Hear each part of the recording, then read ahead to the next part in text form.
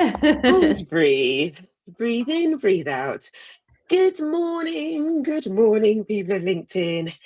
Good morning if you're joining us on YouTube. I have just run up and down the stairs twice to get my cable to plug us in, just in case the Wi-Fi is a little bit glitchy today. Good morning, Jess. Good morning, Cheryl. So delighted to see you this morning. Oh, likewise. Yeah, you're bringing the energy. You're bringing the energy. That's absolutely what we need. This week, or rather January, as I was saying when I first met you, was kicking my butt. Yes. Yeah. So this morning, if you're joining us live on LinkedIn, it's going to be a moment of calm, maybe, interspersed with some bursts of energy. But yeah, just take a moment to breathe. If you've had a tough week or a busy week, just take a moment to breathe, right, Jess? Yes, I think that sounds good.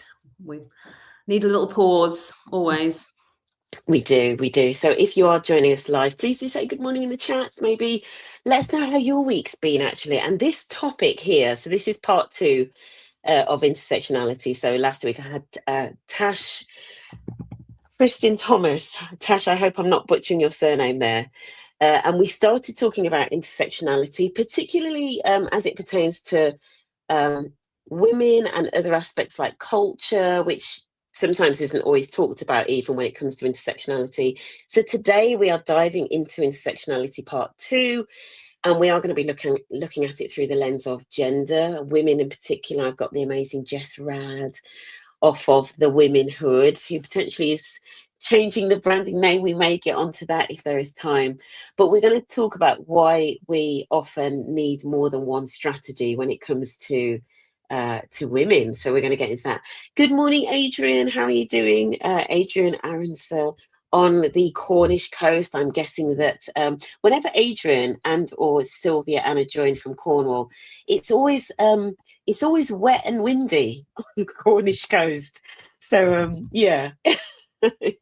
But Adrian, it's really good to see you. And thank you as well. Adrian was on our webinar yesterday, the one I was just explaining to Jess that we had a technical issue. Can you see the comments, Jess? Can you see the comments that are coming in? Or only if I put them on the screen, maybe? You can see them when I put them on the screen, right? I see it Yeah. now. Yeah. You may have something in your sidebar where you can click on comments, maybe if you look there, yeah, so you can see them as they come up. So feel free to dive into the comments at any moments, Jess, if you fancy it as well. Good morning, Sylvia Anna. How are you doing? Good morning. Sylvia Anna was also on the webinar. It is wet and windy. It's always wet and windy. I mean, I guess we'll be jealous of you in the summer, Adrian. It's fine, right? We will be jealous of you in the summer. Jess, how's your week been? I think we were saying your week's been pretty calm, right? I've had my children a lot, so it's been full from an intensity perspective, but work-wise, I've deliberately kept January very calm. My word of the year is intentional. And so I want to give myself time to think about what I'm going to be doing this year and not rush in. So it's felt pretty good. Nice. Good. Right. Perfect. Right. Well, let's get into this conversation. So there is a little bit of a tradition on this show, Jess, where I used to say I get ChatGPT to write your bio, but actually at the moment I'm actually getting Claude to do it. So I'm kind of like I'm sort of cheating on ChatGPT with Claude. So I'm going to get I'm using Claude to do it today. So this is what Claude said. Today I'm joined by Jess Rad, founder of the WomenHood and NeuroCurious, and winner of the 2024 National Diversity Award for Gender. Jess is a late identified neurodivergent woman, solo mama and parent carer. She partners with organisations to close gender gaps through an intersectional lens with neurodiversity at the centre. Her work challenges the idea that women are one homogenous group and explores why so many leaders still don't feel safe to disclose their neurodivergence at work. Welcome, Jess. How many marks out of 10 would you give Claude for that intro? Great. I don't use Claude, actually. That's not my go-to. So Claude knows me and I don't know Claude, but I'd give that 10. That's great. Amazing. I mean, it hasn't got everything, but it's a snapshot. What did we miss that people should know before we get into this conversation? I also work with Hatch Enterprise, who are a charity that support underrepresented social entrepreneurs. So I facilitate their launch pads and mentor their amazing entrepreneurs, and was part of the UK's first for neurodivergent and disabled entrepreneurs. Nice. And I suppose NeuroCurious is like has been my B2C offering, like bringing back community events, trying to shift the narrative around neurodiversity. And I was recognised by the British Citizen Awards last year as well for my contribution to society, which was really lovely. Nice, yeah. And I love that you've got, your feet in different camps, which I know a lot of people do, but obviously you do work with organisations, but also just work with the community, right? And people, society, groups, not-for-profits, etc. Love that. Love that. My mentor actually introduced me to a framework for change makers when I met with her last week. And I summarized it as doing things for people or helping change people, the public narrative and policy in power. So I'm now starting to look at my work through that lens, I think, and seeing how I can make change in all of those areas. Yeah, people, public and policy. I like that. Yeah, I really like that. Okay, perfect. Sylvia, Anna, good morning. Looking forward to this conversation. Absolutely, as am I. So let us dive into it, Jess. Let's start with because this was and when we spoke, I sort of said to you, I'm going to play devil's advocate a little bit. Not that the devil needs any, of course, but so we're going to start with because something you talk about is the complexity, particularly of women's lives, and we were just talking actually before we even came on. I was talking about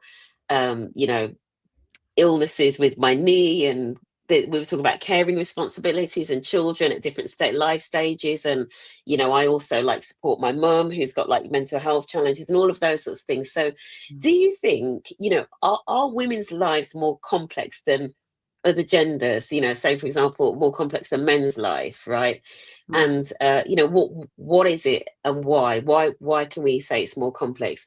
And also I think that links into potentially the myth of having it all for women. So what are your thoughts on that?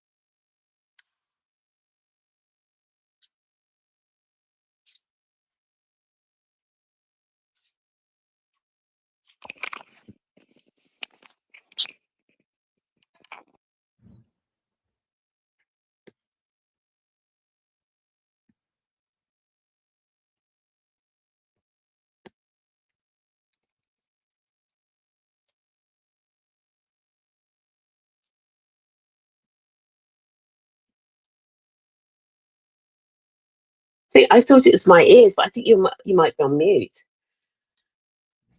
I thought it was my speaker. Are you on mute? How weird. Took me on mute. I was thinking, oh my gosh, the technical gods are haunting me.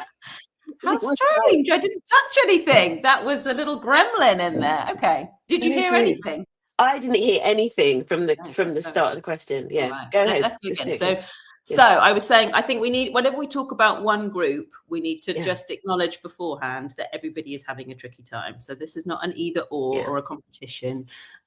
Men and everyone who identifies as male will be having a tricky time, and everyone in the middle, all the non-binary trans folks. So just want to kind of acknowledge that first. Are women's lives complex? Yes. And I think it's for a couple of reasons, systemic and societal. So let's think about 3 examples from a systemic perspective. Our healthcare, we were talking about it this morning.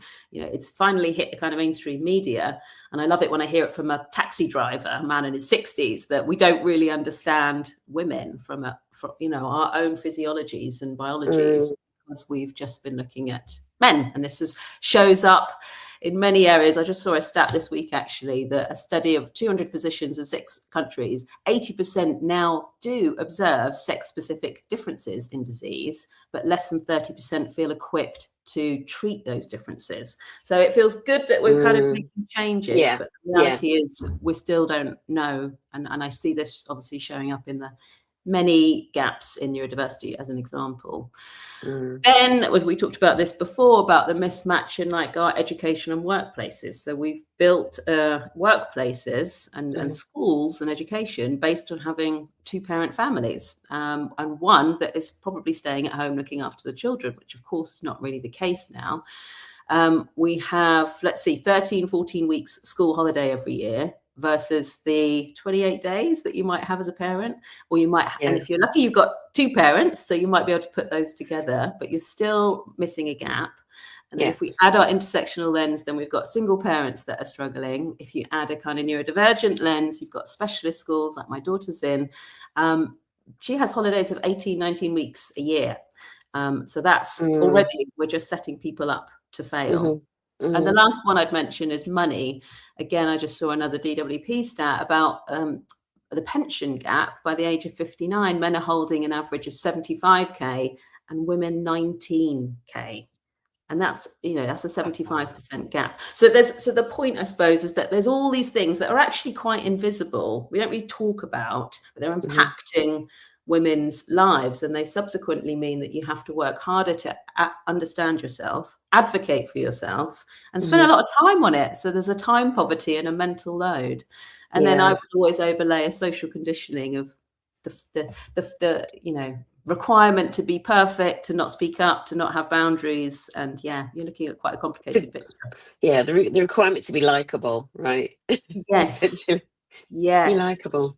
But I want to go back to something you said, because it was when you said it, it's almost like in my head, I could almost like hear the pennies dropping literally in my head. And you said something about almost like how the system, particularly like say the school system, I think we talked about this previously, is designed for a nuclear family, sort of 2-parent family, where there is one person predominantly at home. Like that is the construct that we're in. I think you're absolutely right, because I think when you then think about then the ramifications of that, the consequences all through the design of everything, like you talk about, even in terms of the length of the school day and the holidays and all of that. And what we're not saying, obviously, we're not saying that kids now need to start going to school 9 to 5 like for 48 weeks.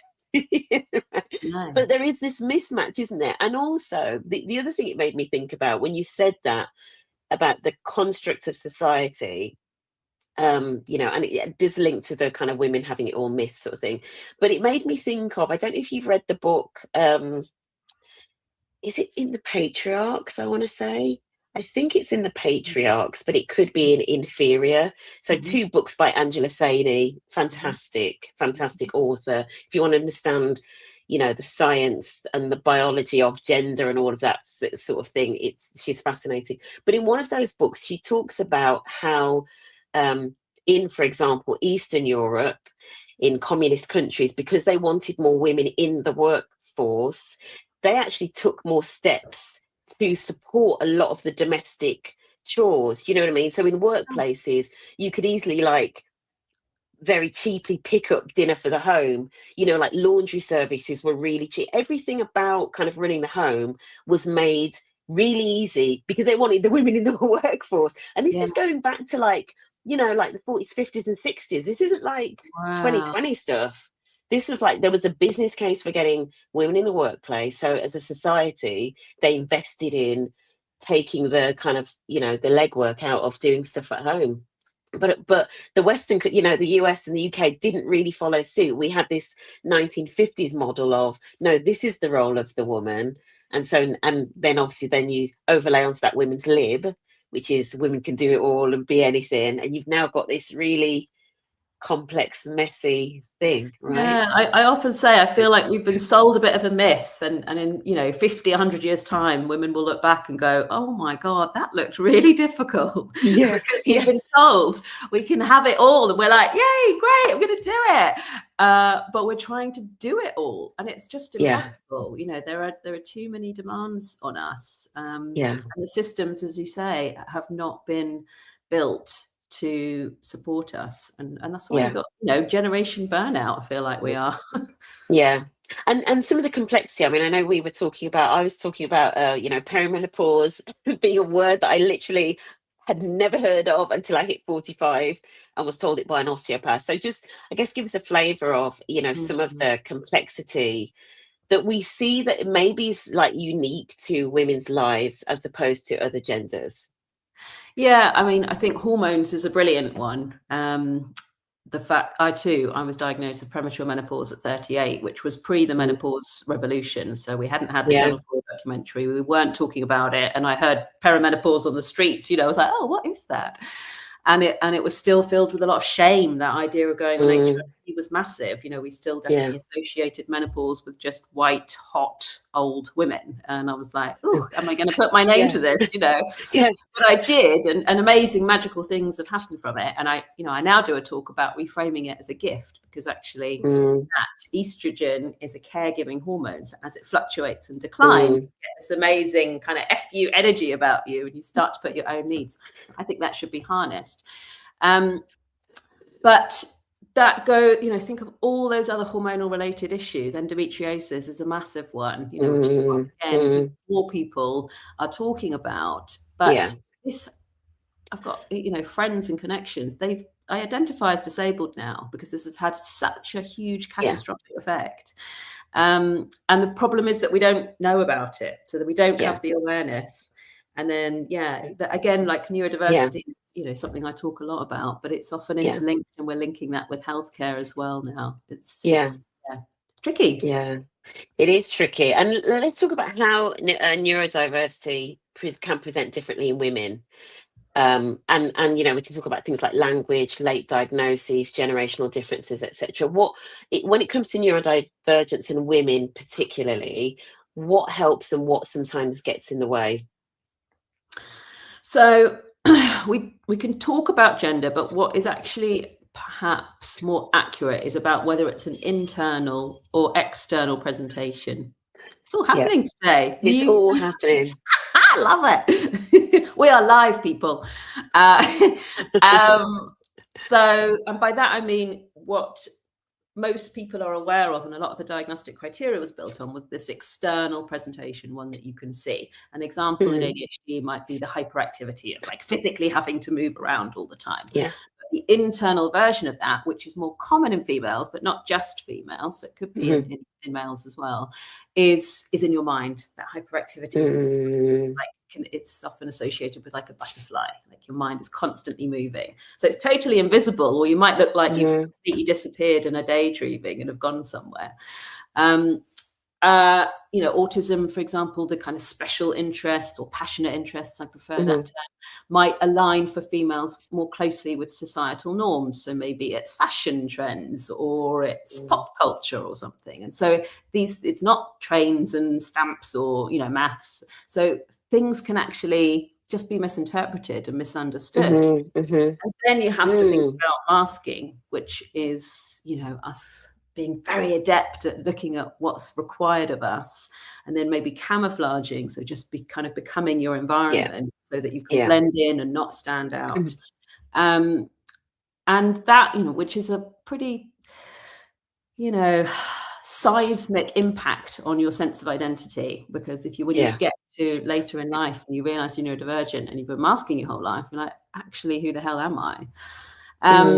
So that's and then of course all the diagnostic criteria has been built on white males, so we're just not looking at it from different perspectives.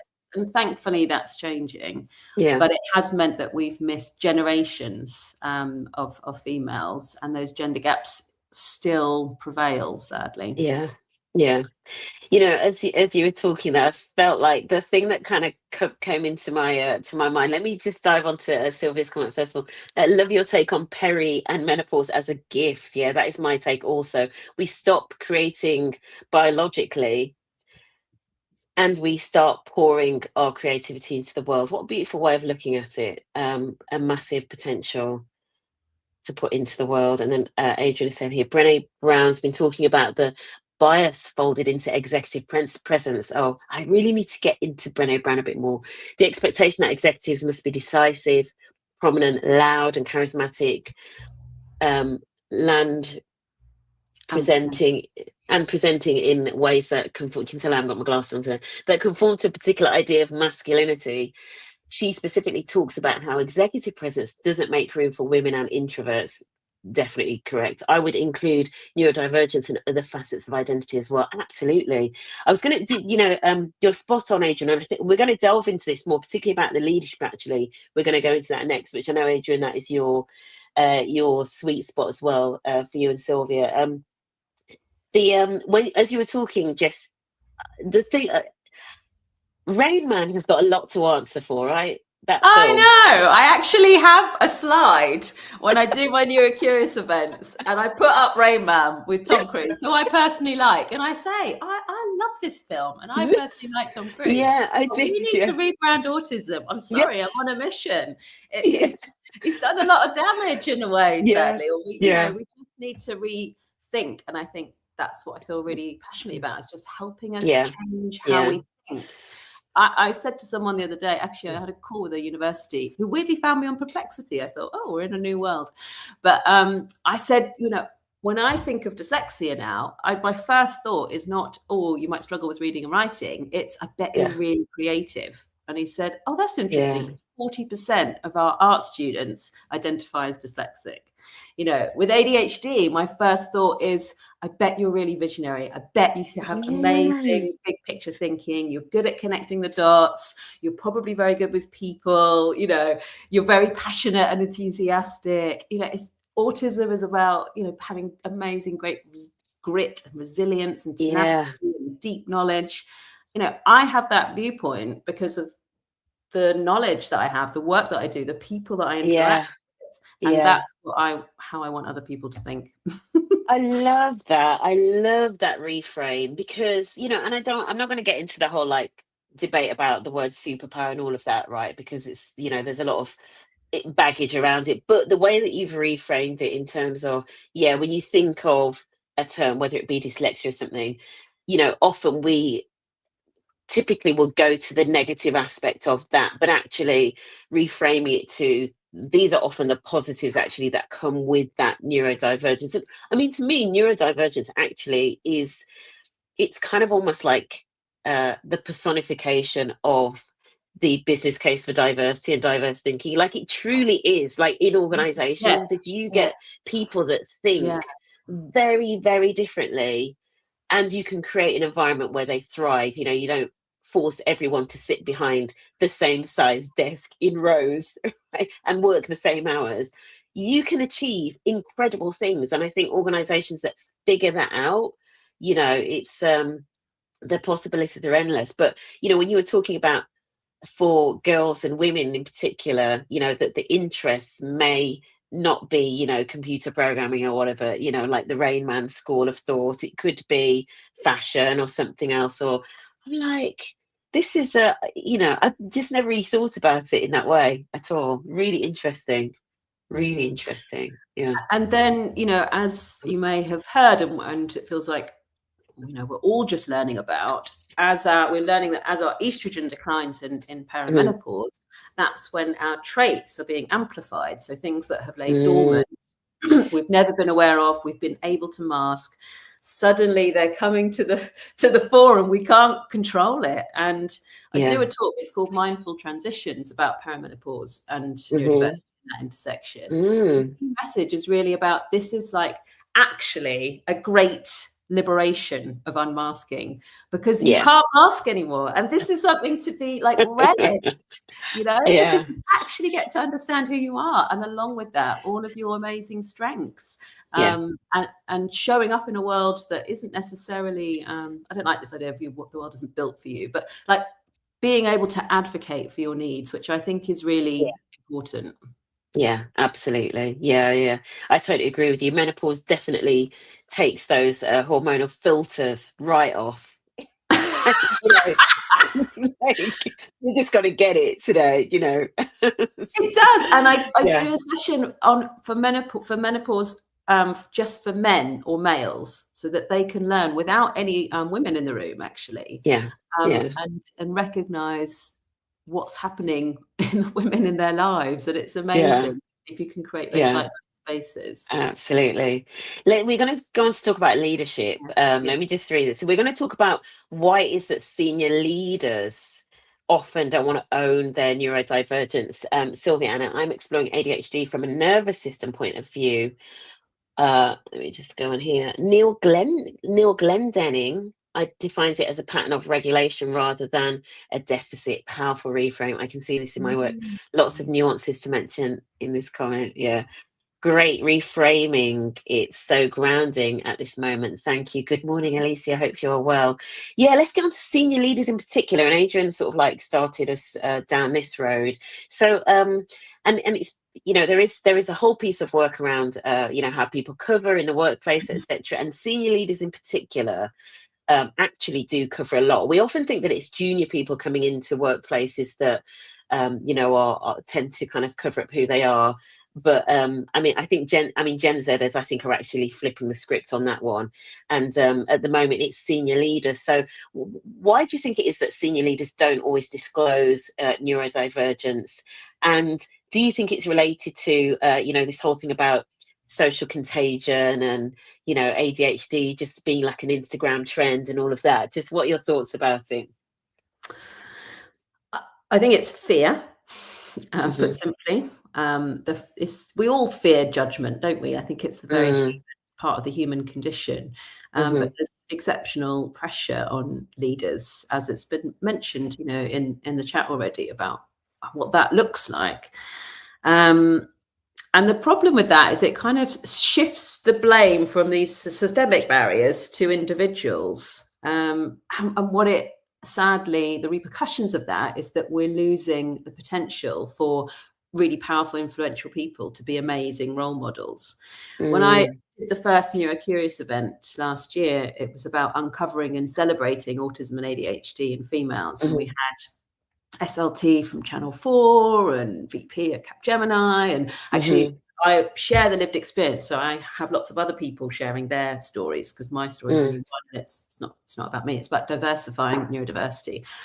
And the most senior person, who is the amazing Ali Beddoes, who's the CEO of Lighthouse, which is a digital arts charity down here in Brighton, was actually the most nervous and anxious to share her story, despite being a great writer and a great leader. And her story really resonated with these other very senior people in the room. And it just got me thinking about how our perception of what leaders need to be, and like what the reality is behind closed doors, and how we how wonderful to make space for that, actually, that reality. So it's something I'm going to focus on this year, Leadership Unmasked, and delve into that intersection, because my suspicion is that it's your ND traits that have enabled you to get to this point, quite likely. And if we can help you reframe that and probably uncover it. So there's a lot of curiosity. That's why I call it NeuroCurious, right? Because there's still the fear of just the stigma around being autistic, for example. If you can help change how you feel about that, then you can go back into your positions of power and change it top down. I just think like the impact could be amazing. It gives me the goosebumps. And I've just got lots of questions. You might have seen my brain was like, I'm sort of trying to process it, because I think there is still so many questions around, like you were saying, what is it that makes people nervous to share that story, that example of that city, what is it that makes people nervous to own that side of their identity? Do they think that it potentially is a barrier to them being successful in their role, or there's just so many things going at it. But like you say, one would hope that actually by understanding it more, by understanding that side of who they are more, maybe that unleashes even more power, right? That's the Oh my God. goal, right? Yeah. Understanding your neurotype, in my Yeah. experience, is Yeah. literally the most profound and valuable piece of personal development you can do. Yeah. Because it impacts everything. It Yeah. impacts your whole lens on life, all of your relationships, Hmm. your education, your work, your marriage, your partnership, your energy, your mood, your health. Yeah. What you need to Absolutely. pay attention to focus. I mean, it's extraordinary. So Yeah. without that, it's such a missing piece of the puzzle, which is why I Yeah. feel Yeah. so passionately about helping people recognize it. Yeah, I've got a question. And good morning, Junior Beeman. Do you know Junior Beeman? Jess, do you know No. Junior? Junior is a NatWest co-chair. So good friends with Lisa Ah. Ardley Price. That's why I thought you may Ah. have known. So Junior, if you're watching, Jess was an intro to me from Lisa. So that's the connection. Yeah. I was thinking about the thing with the leaders, and it links back to what Adrian was saying as well about, for example, leaders who are more introverted. And there is something about, do you think that leaders feel some of that pressure, I guess, because of what, like, the Western world in particular tells us leadership should look like? Do you know what I mean? Like, it Absolutely. doesn't, it doesn't look like, shy or, whatever, all of those stereotypes that we have around neurodivergence, right? So I don't know whether some senior leaders are like, oh, if I disclose that I've got X, people may think I'm not capable or shouldn't be in this role, or do you know what I mean? Like, are people almost like masking based on, as Adrian was saying, almost like those perceptions of what a leader is? Do you know what I mean? Like that executive presence thing. Absolutely. Yeah. I think if society has created a kind of construct of this is what it takes to be a leader, and you're told that Yeah. potentially throughout your career as well, you've got to be good at X, Yeah. Y, Z in order to get here. And you're like, okay, Yeah. let's do that. And then society's also said, if you're these things, it means this, that you can't communicate, you can't make eye contact, you're not very good at this, you can't pay attention, you can't read and write. I mean, in fact, the synonymous thing, very sadly, is with many of the neurodivergent community is that people inside feel stupid. And I was Right. actually looking at some feedback from a session that I did for someone last year, and we look at the 1% changes. What are you going to do? And it almost made me cry because his or her, I don't know who it was, feedback was, I think I don't feel stupid anymore. And I was like, Oh, that wow. is so pivotal. This Yeah. change in your perception Yeah. of yourself. Anyway, so I think that the two don't really align, do they? You've got to be Yeah. this, but I feel like this, and people say this Yeah. about this, so I'm not going to put the two together. Yeah. But do we all want to work for the same people? And actually, to your point of Gen Z, people want to work for visionary people that stand for something, that have great leaders, Yeah. that are purposeful, and that also represent them. And this next Yeah. generation are far more aware of it. So actually, I would Absolutely. say it's to your advantage, Yeah. increasingly better understand it. Definitely. Yeah, absolutely. Alicia, I just spotted your comment coming in. So when you have never been given the space to be who you truly are, creates that sense of fear, the self-protection model to adapt to what is perceived to be or should be present. Absolutely. It links to that. I'm reminded of that word gravitas that was so often used. I know once went for a job, this is many, many, many, many years ago. And one of I didn't get the role, and one of the pieces of feedback I had was that I didn't have gravitas. I mean, I'm sorry. Wow, I didn't know that's where you were going to go with that. That's Yeah, insane. but Wow. literally, but no objective reason apart from, oh, we're not sure. It doesn't have gravitas. I mean, I am only 5 foot and a few inches, so that's all. We know that for a lot of people, I was going to name a particular politician, but we know that for a lot of people, leadership is a look, right? Yeah. It's somebody who is, tall, they have physical presence, they have a loud voice, they have, it links to what Adrian was saying. So all of that wrapped into, as well as then, how they articulate themselves and the charismatic and all of that stuff. It's fascinating. So we've got a question in here. Jess, I am curious about your take on the label neurodiversity. So, language, is it a diversity, or are we neurodiverse people, the neurotypical ones? I believe the system and cultural have been shaped to frame linear and logical thinking as the correct way of being, and that everyone else has something wrong with them. So, let's just get your view on labels. And we talked about this, neurotypical, the bell curve, is it flatter now? Is it, all of that stuff? Your thoughts, Jess? Yeah, I feel like my thoughts are kind of in flux about this still. I'm not Mhm, a big fan of anything that increases separation and segregation. And mhm, I do, the term neurodiverse means that we are all neurodiverse, so there is mm, diversity. So it applies to everybody.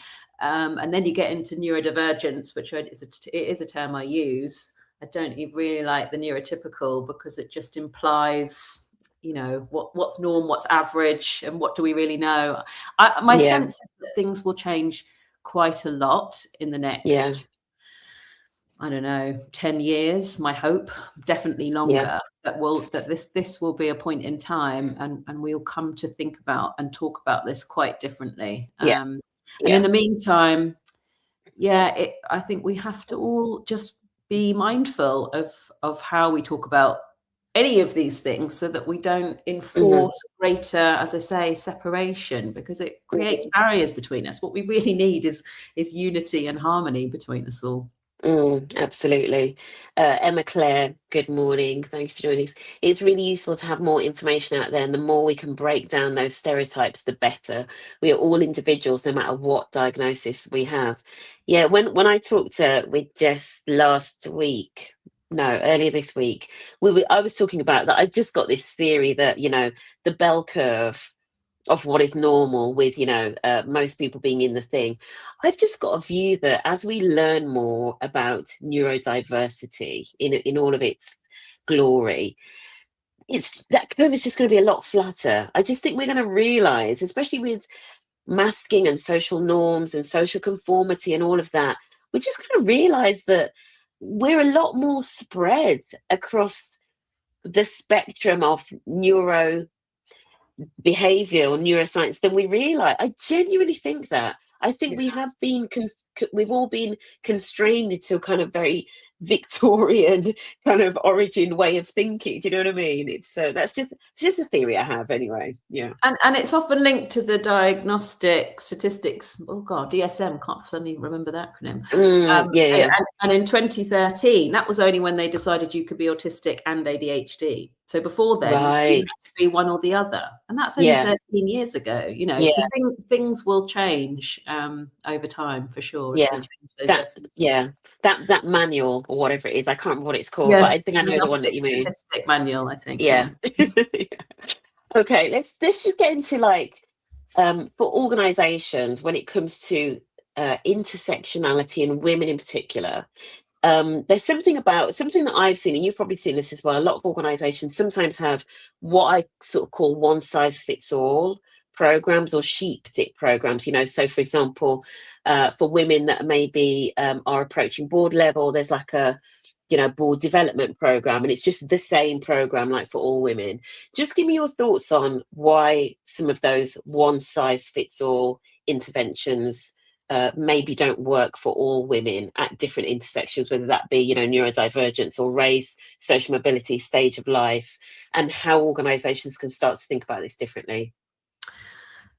Yeah, it's a really good point, and it's tricky, isn't it? Because you have finite budgets, you have finite time, and you want to get Hmm. people from X to Y. But as we've discussed, our identities are very multi-dimensional, and the barriers that are often invisible that are impacting our development Hmm. are complex, and there's usually lots of them. So you might be a Black woman in a workplace, but you might also be Hmm. autistic. You might Yeah. have a child with additional needs that isn't going to school. You might be Yeah. a single mother navigating divorce. Like all of those things happening Hmm. behind the scenes are absolutely going to be impacting how you show up at work. And if we Yeah. don't make time and space to at least acknowledge them, because I think what people really want is to feel seen and validated. You don't Hmm. necessarily have to solve all of those problems, although you can put Mm. things place to make them easier. Mm-hmm. But that sense of those things being more spoken, seen, I'm all about getting Yeah. outspoken about the unspoken and shining a light on them to normalize them. Yeah. Well, yeah, I think it's vital to Yeah. just to recognize. Yeah. Yeah, yeah. And really, as you were talking through there, some of those really sort of just practical life examples, right, of when life is lifing, as the young people say. The needs and the barriers to sort of, like, if we say peak performance for those individuals, is just so different, right? It's not, and therefore, an intervention like, for example, a development program may or may not be the thing. Actually, the Yeah. thing that they might need is, it could be something completely different. It could be a completely different working pattern. It could be do you know what I mean? The answers are different because the needs and the barriers are so different. Exactly. Yeah, it's a Yeah. very good point. Yeah.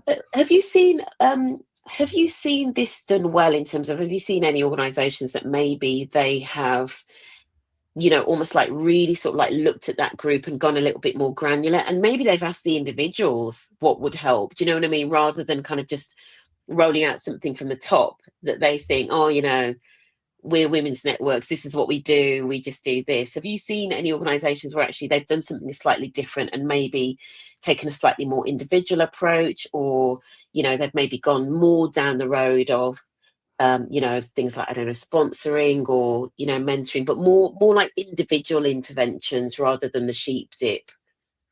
Yeah, I've supported Triodos Bank recently on a 12 Mm-hmm. months. They're halfway through a development program for Mm-hmm. underrepresented groups within the business, Mm-hmm. at my kind of lower level. And it's been Mm. so amazing to see what they've created, actually, which is an amazing woman called Caroline, works in OD there, who has brought far more nuanced barriers, I suppose, or challenges. So I've Yeah. done a session for them, for Yeah. example, on boundaries and Yeah. contracting. But they've overlaid it with an amazing book club for the book Defy, or done they've had mentoring, they've had different coaching Yeah. circles. It's been really Yeah. multifaceted to try and look at people's issues in lots of different Yeah. ways, bring Yeah. neurodivergence in, and people realize that, oh, actually I am, and have gone on Yeah. to bring it to their families, to their work, to Yeah. their managers. It's Yeah. really an impressive way of doing things, I Yeah. found. Yeah, and even that word, the word that you said there, that I really hung on to, and just as you described it, that it's multifaceted, right? Yeah. So I guess what we're not saying is, we're not saying stop all of your development programs, right? Because they don't. No. So, but I love what you said about how they've layered this on. They've done a book club. They've done that. That it's multifaceted. So actually, it is going to hopefully pick up more of the, as you say, the nuances, the different types of needs, etc., for different individuals. I love that. I absolutely love that. Sorry to Yeah. interrupt. I did a session for them on being a carer as well, but we expanded it out, not Right. just as a parent carer, but if you're elderly parents, or even having Yeah. pets, for example, you've got these responsibilities. And I Yeah. think when you take a topic like that, which doesn't get much airtime, to be honest, Yeah. and you could be thinking, oh, this is only a tiny little group, it's just a little niche, there's not that Yeah. many. And I think it's a mistake. It's a bit like hormones. All women have got hormones. We're all going through hormonal fluctuations and not understanding our cycles and Yeah. how it impacts everything. Yeah. I think lots of these things are actually more prevalent and impact a greater proportion of people. The difference is the Absolutely. shame and stigma that silences it. So they're Yeah. left behind the closed doors, Yeah. and therefore people are left in isolation, dealing with them alone. And Yeah. my belief is that it's those perceived differences that we have the ability to unite us. Yeah. When you bring people Absolutely. together and you realize, Yeah. well, you actually go, oh, I am a carer. It took me years to identify as a parent carer. I've done it recently. Didn't even know that term. Yeah. Yeah. And then someone else goes, oh yeah, me too. Well, I'm caring for my mom, and it's really hard. Like, Yeah. magic that you get to create Yeah. when people get to really see each other outside of, can you Absolutely. get this job done? It's Yeah. really important.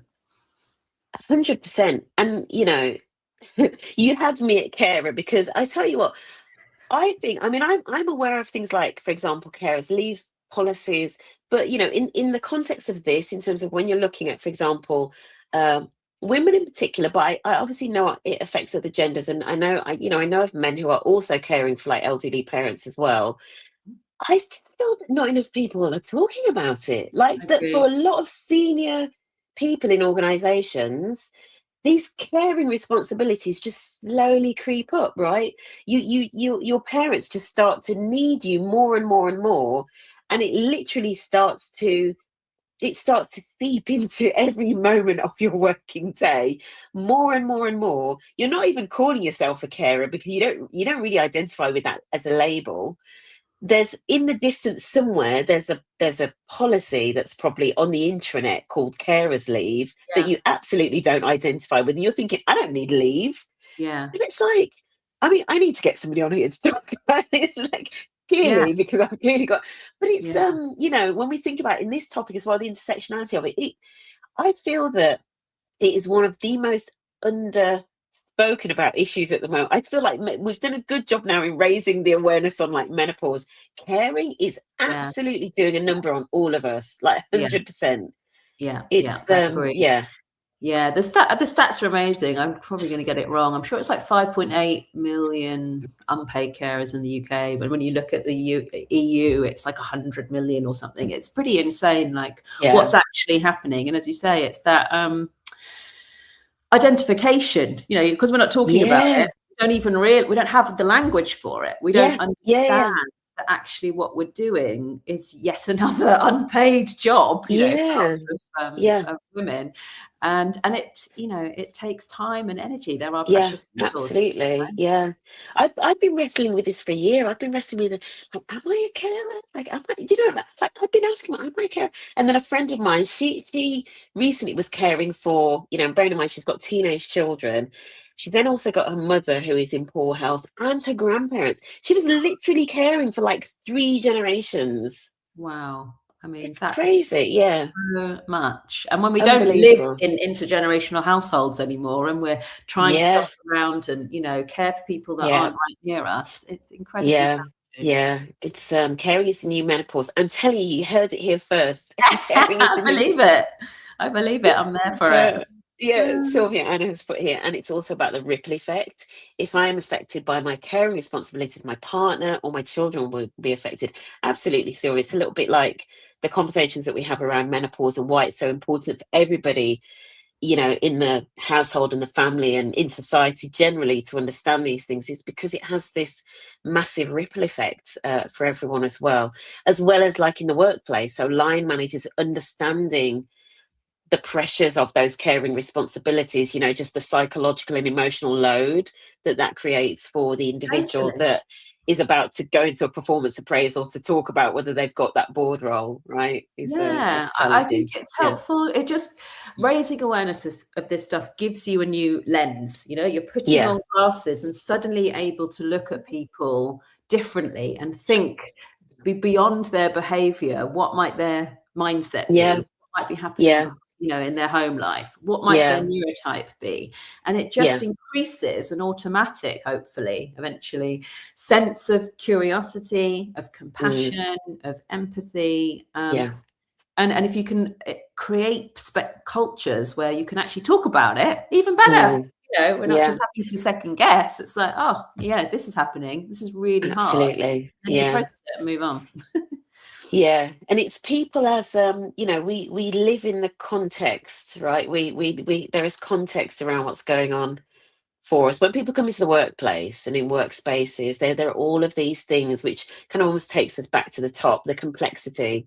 Yeah, For anybody of any gender, there are all of these things happening in their lives, and then hopefully the role of work is to give, meaning and purpose to the work that they're doing, but within that context of everything that's also going on in their lives as well. Right? It's yeah, and I suppose complex. the other thing to add is that this isn't just what's happening for the people working in these businesses. It's your customers. It's all your Mm, stakeholders. So yeah. if you need a more business, a bigger business case for putting, investment into understanding it, you are Yeah. going to better understand the people that you're selling to, essentially, Yeah.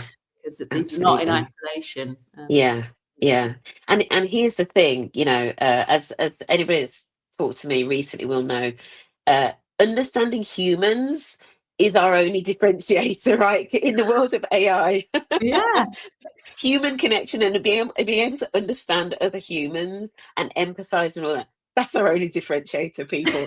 We need to we need to kind of understand this stuff. This is the stuff that now that we don't have to do you know, the kind of like jobs that can easily be automated, these are the kinds of areas that we can really sort of lean into and harness. So so as we wrap things up then, in terms of organizations, for anybody that's watching this that works in an organization, or for any individuals, what can we do better to support women navigating complexity? I think it's about having the courage to get outspoken about the unspoken. You know, so much of what we've talked about are things that we're not talking about, like the caring. You know, menopause is like the Trojan horse for me. It's the tip of the iceberg. It's like, oh yeah, we'll all go through menopause at some point, but guess what? It's just like one thing. There's so many other things.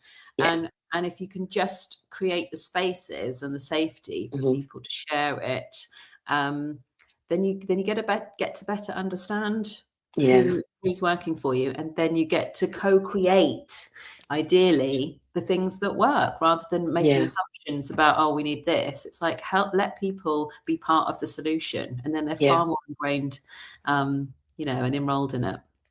Yeah, I love that. Get outspoken about the unspoken.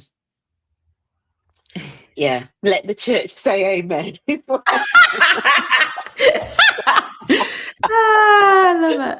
Absolutely. Embrace it, you know, embrace a little bit of discomfort, get outspoken about the unspoken, because it gives other people the permission, doesn't it? That's the one thing that we learn, like somebody starts saying it and then it gives other people permission to do the same. Yeah, 100%. It's my experience. Absolutely. Jess Rad, thank you so much for joining me this Friday. Honestly, it's been a tough week and this has been a burst of, you know, some just really fresh insight. And also to all the people in the comments as well. Sylvia, Anna, Adrian, Emma Claire, Junior that popped on as well, Alicia. You know, thank you so much for joining us. And I hope that you found the conversation useful. Yeah, and that's it. And I'm going to be back next week with and we're talking about women's networks. So we'll almost like continue. There's like a is it with by Lisa? Design. It is with Lisa. Well, I've got a couple of women's networks. Global women's networks. So we're going to be talking about what works, what doesn't, lessons learned, you know, how you can get exec sponsors on board and all of that malark. So we will be doing that. Yeah. Thank you. So everybody that's and all your hard work. Thank you so much. Woman. Oh no, you're welcome. Thank you everybody that's joined us, especially if you've been here since the start. And if you're watching on the replay, thank you for taking 52 minutes out of your day to watch this as well. I hope it's given you some useful content. Thank you again, Jess. Yeah, pleasure. I'll see everyone next week. Thanks. Amazing.